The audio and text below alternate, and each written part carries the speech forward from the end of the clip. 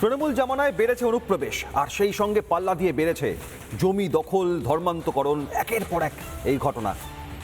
এ নিয়ে সরব হয়েছেন বঙ্কিমচন্দ্র চট্টোপাধ্যায়ের জন্মদিনে রাজ্যের মুখ্যমন্ত্রী শুভেন্দু অধিকারী।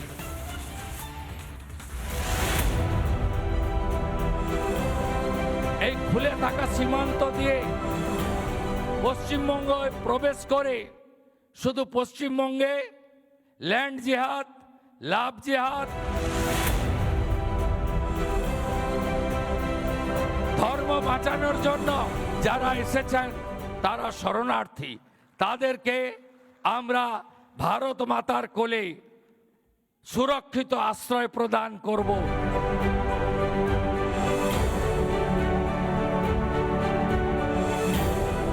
15 বছরের তৃণমূল জমানায় হুড়মুড়িয়ে বেড়েছে অনুপ্রবেশ, বেদখল হয়েছে জমি, চলেছে ধর্মান্তকরণ।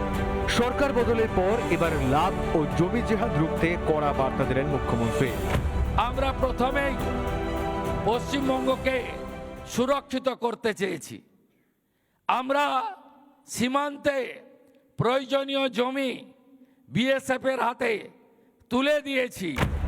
একই সঙ্গে সীমান্ত সুরক্ষায় জোর দেওয়ার বার্তাও দেন তিনি। এই খুলে থাকা সীমান্ত দিয়ে পশ্চিমবঙ্গে প্রবেশ করে শুধু পশ্চিমবঙ্গে ল্যান্ড জিহাদ, লাভ জিহাদ, ধর্ম পরিবর্তন এবং নানা ধরনের জিহাদি কাজের সঙ্গে যুক্ত হয়ে বাংলা তথা দেশকে দুর্বল করার চেষ্টা করেছে বা করছে, তাদেরকে হোল্ডিং স্টেশনে রেখে সরাসরি তাদের যেখান থেকে এসেছিল সেখানে ফিরিয়ে দেওয়ার ব্যবস্থা করেছে। সীমান্ত সুরক্ষিত থাকলে দেশ সুরক্ষিত থাকবে। তৃণমূল জমানায় বঙ্গে অরক্ষিত সীমান্ত দুশ্চিন্তার কারণ হয়ে উঠেছিল।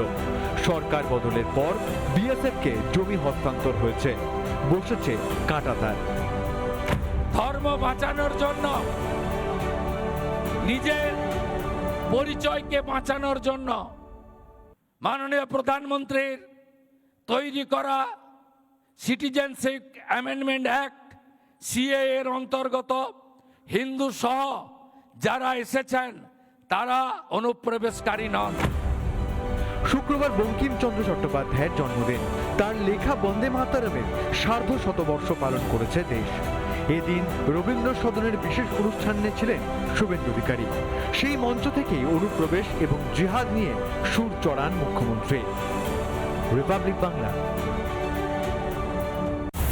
নানা ধরনের কন্টেন্ট দেখার জন্য লাইক করুন, শেয়ার করুন আমাদের ফেসবুক পেজ, সাবস্ক্রাইব করুন আমাদের ইউটিউব চ্যানেল। পাশাপাশি অন্যান্য ব্রেকিং নিউজের জন্য অবশ্যই চোখ রাখুন রিপাবলিক বাংলায়।